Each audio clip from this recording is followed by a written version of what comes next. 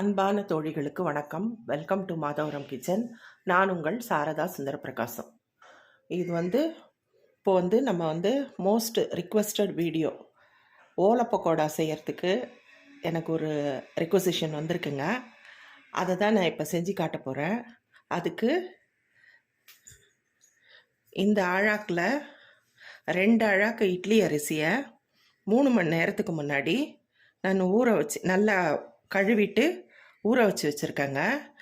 இது gram wise பார்த்திங்கன்னா ஒரு அழாக்கு 200 கிராம் இருக்கும். இப்போ இது 400 கிராம்ஸ் ரைஸ் இதை நம்ம இப்போது கிரைண்டரில் மெத்துன்னு ஆட்டிக்கலாங்க. கிரைண்டரில் போட்டு ஆட்டிகிட்டு இருக்காங்க. இது ரொம்ப தண்ணி விடக்கூடாது, அதே சமயம் கெட்டியாக ஆட்டணும், மெத்துன்னு ஆட்டணுங்க. இதை அரைப்படட்டும். அரைச்சப்புறம் பார்த்துக்கலாம். மாவு அரைச்சிட்டு வந்துட்டாங்க. இந்த மாவு அரைக்கிறதுக்கு எனக்கு 1/2 hour பிடிச்சிது. இந்த பாருங்கள், இவ்வளோ கெட்டியாக நல்லா வெண்ணெய் மாதிரி இந்த மாதிரி அரைச்சிக்கணுங்க. இது இப்படியே இருக்கட்டும். இது கூட மற்ற பொருட்களை என்னென்ன சேர்க்கலான்னு பார்க்கணும்.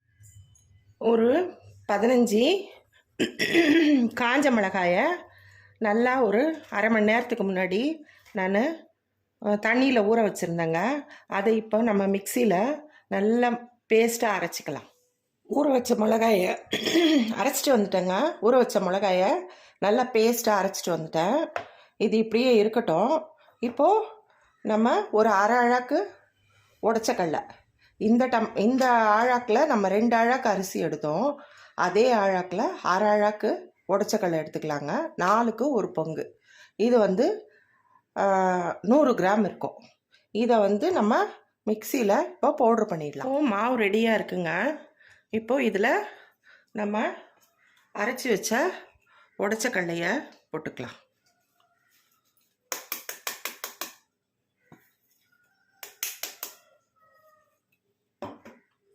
இப்போது இந்த மிளகாய் விழுதை இதில் போட்டுக்கலாங்க.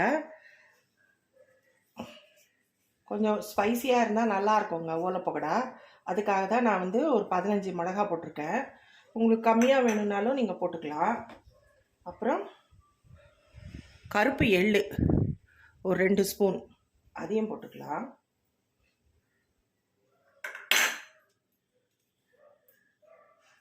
பெருங்காயம் கொஞ்சம் போட்டுக்கலாங்க.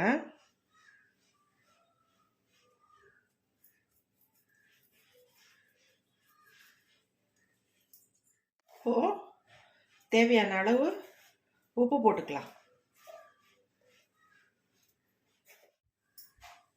இப்போது ஸ்டவ் ஆன் பண்ணி ஒரு கடாயில் 2 டேபிள் ஸ்பூன் எண்ணெய் சூடு பண்ணியிருக்கேங்க. அது நல்லா சூடாகட்டும். அதை அந்த மாவில் நம்ம கொட்டிக்கலாம். இப்போ எண்ணெய் சூடாகிடுச்சிங்க, இதில் ஊற்றிக்கலாம்.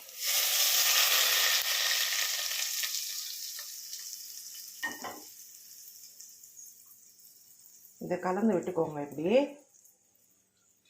இப்போ மாவு பிசைஞ்சு ரெடியாக இருக்குங்க. இப்போது நம்ம இந்த குழலில் இந்தாச்சு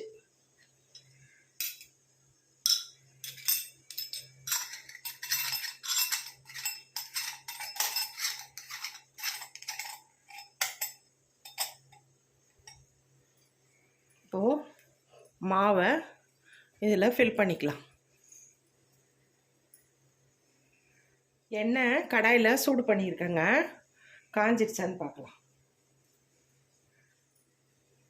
இல்லை, இன்னும் சூடாகலை எண்ணெய். எண்ணெய் சூடாகிடுச்சிங்க. இப்போது நம்ம இதில் பிழிஞ்சிக்கலாம்.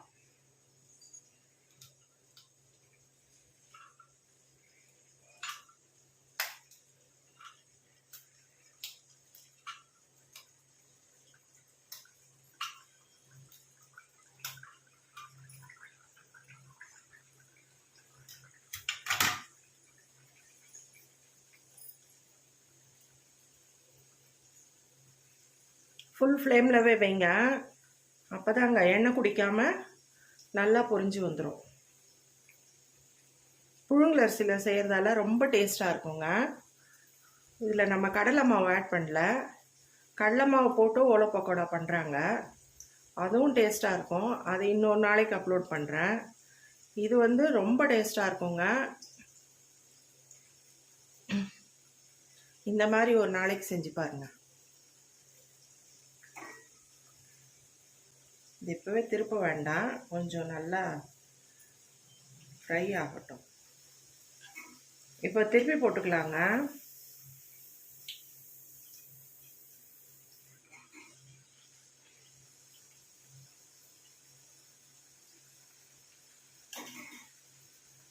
இந்த சலசலப்பெல்லாம் அடங்கின உடனே நம்ம எடுத்துடலாம். இப்போது சலசலப்பு அடங்கிடுச்சிங்க, நல்லா ஃப்ரை ஆயிடுச்சு. எடுத்துடலாம். இதே மாதிரி எல்லா மாவையும் நம்ம சுட்டு எடுத்துக்கலாங்க. டேஸ்டி ஓலை பக்கோடா ரெடி ஆயிடுச்சுங்க. பாருங்கள் எவ்வளோ கிறிஸ்பியாக இருக்குது பாருங்கள். டேஸ்ட்டும் அட்டகாசமாக இருக்குங்க. குழந்தைங்களுக்கு ஸ்நாக்ஸ் பாக்ஸில் கூட கொடுத்து அனுப்பலாம். நீங்கள் குழந்தைங்களுக்கு கொடுத்து அனுப்புகிறதா கொஞ்சம் காரம் கம்மியாக போட்டு செஞ்சு கொடுத்து அனுப்புங்க. இது புழுங்கல் அரிசின்றதால உங்களுக்கு உடம்புக்கும் நல்லது, ஒன்றும் பண்ணாது, வாயு தொல்லை அதெல்லாம் இருக்காது, நல்லாவும் இருக்கும். ரொம்ப டேஸ்ட்டாக இருக்குங்க. இதே மாதிரி நீங்களும் செஞ்சு பாருங்கள். கட்டாயம் இந்த ரெசிபியை ட்ரை பண்ணி பாருங்கள். ரொம்ப டேஸ்ட்டாக இருக்குது. இந்த ரெசிபி உங்களுக்கு பிடிச்சிருந்தா லைக் பண்ணுங்கள், ஷேர் பண்ணுங்கள், கமெண்ட் பண்ணுங்கள், மறக்காமல் சப்ஸ்கிரைப் பண்ணிவிடுங்க. Thank you friends.